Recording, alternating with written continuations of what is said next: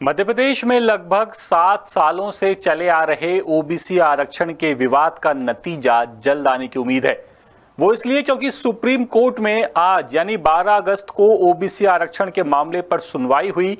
इस सुनवाई में क्या क्या हुआ सब बताएंगे आपको, लेकिन सबसे बड़ा अपडेट तो यही है कि सुप्रीम कोर्ट ने ओबीसी आरक्षण पर अंतरिम राहत देने से इनकार कर दिया है।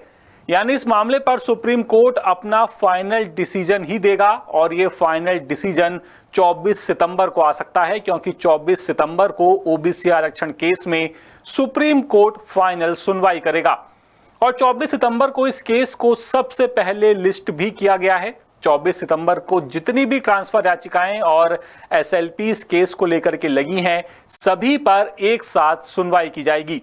और इस मामले पर अब कांग्रेस भी श्रेय लेने की होड़ करती दिखाई दे रही है, क्योंकि कांग्रेस ने पहली बार इस केस में अपना वकील उतार दिया है। सुप्रीम कोर्ट में आज सुनवाई के दौरान कांग्रेस नेता और एडवोकेट अभिषेक मनु सिंघवी को उतारा गया है, जबकि अभी तक इस मामले में कांग्रेस सिर्फ और सिर्फ मुंह जुबानी हमले ही सरकार पर कर रही थी।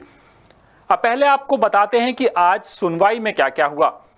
इसमें दो बातें बेहद अहम हैं। पहला तो सुप्रीम कोर्ट ने सभी पक्षों को सुनने के बाद फिलहाल ओबीसी आरक्षण 27% देने पर लगे स्टे को हटाने और अंतरिम राहत देने से इनकार कर दिया। और पहली बार कांग्रेस ने ओबीसी के हित में खुद को दिखाने के लिए अपने अधिवक्ता अभिषेक मनु सिंघवी को मैदान में उतार दिया है। जानकारी के मुताबिक इस केस में जब सुनवाई शुरू हुई तो फिर से छत्तीसगढ़ की तरह अंतरिम राहत देने की बात उठी। कहा गया कि भर्तियां 27% ओबीसी आरक्षण के साथ करने दी जाएं और 13% होल्ड पदों को ओबीसी को देने दिया जाए। इस पर सुप्रीम कोर्ट की बेंच ने कहा कि दोनों ही वर्गों के उम्मीदवार इससे प्रभावित हैं, इसीलिए इस मामले में 24 सितंबर को फाइनल सुनवाई करेंगे। यानी अब मामला अंतरिम राहत का नहीं, बल्कि अब यह तय होगा कि 27% ओबीसी आरक्षण मध्य प्रदेश में लागू होगा या नहीं। जबकि सुप्रीम कोर्ट में यह बात भी उठी कि मध्य प्रदेश में 6 साल से ये केस चल रहा है। अब सुप्रीम कोर्ट इस मामले में फाइनल सुनवाई कर अंतिम फैसला देगा। ऐसे में अनारक्षित वर्ग का जोर फिर से इंदिरा साहनी केस पर होगा, जैसा कि एक सुनवाई में खुद सुप्रीम कोर्ट ये बात कह भी चुका है। इसके तहत आरक्षण की सीमा 50% तय है और इसी आधार पर कई राज्यों में अधिक आरक्षण सीमा को रद्द किया गया है। हालांकि ओबीसी वर्ग ये भी बात उठाता है कि ये सीमा 10% ईडब्ल्यूएस आरक्षण देकर पहले ही टूट चुकी है। उधर छत्तीसगढ़ में भी 58% आरक्षण पर अंतरिम राहत देकर भर्ती की जा रही है।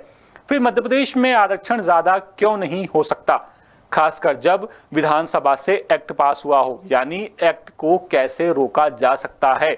बता दें कि किसी भी वर्ग को 13% होल्ड पदों को छोड़ने का मन बिल्कुल नहीं है। इन पदों में साल 2019 से ही एमपीपीएससी और ईएसबी यानी कि कर्मचारी चयन मंडल के कई पद होल्ड हैं। इस केस का फैसला होने से करीब 90,000 होल्ड पद और 2 लाख उम्मीदवारों के भाग्य का फैसला होगा। आज पेश हुए अभिषेक मनु सिंघवी ने छत्तीसगढ़ केस का हवाला दिया और कहा कि अंतरिम ऑर्डर जारी कर स्टे हटाया जाए, क्योंकि 27% आरक्षण लागू नहीं किया जा रहा है, इसलिए अंतरिम ऑर्डर जारी कर स्टे को हटाएं। मामले में मध्य प्रदेश सरकार ने भी अपना पक्ष रखा और कहा कि 63 अंतरिम ऑर्डर अभी तक के हैं, लेकिन हटा सिर्फ 1 से है। इस पर कोर्ट ने पूछा कि क्या छत्तीसगढ़ मामले में सुनवाई हुई है और राहत मिली है। इस पर सिंघवी ने कहा कि हाँ, 6 साल हो चुके हैं, मध्य प्रदेश के लिए भी ये अंतरिम राहत दी जाए।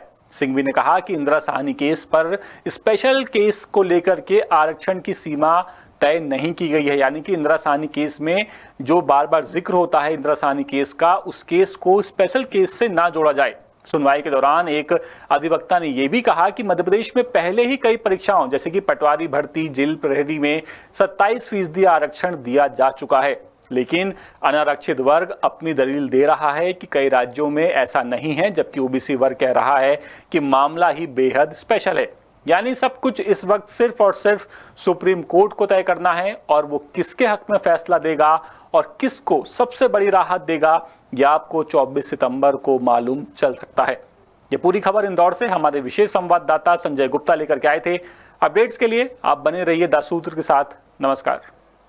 लेटेस्ट, इन्वेस्टिगेटिव और इन डेप्थ खबरें देखने के लिए ज्वाइन कीजिए द सूत्र का व्हाट्सएप चैनल, सब्सक्राइब कीजिए यूट्यूब चैनल, लाइक कीजिए फेसबुक पेज और पढ़ते रहिए वेबसाइट www.daसूत्र.com।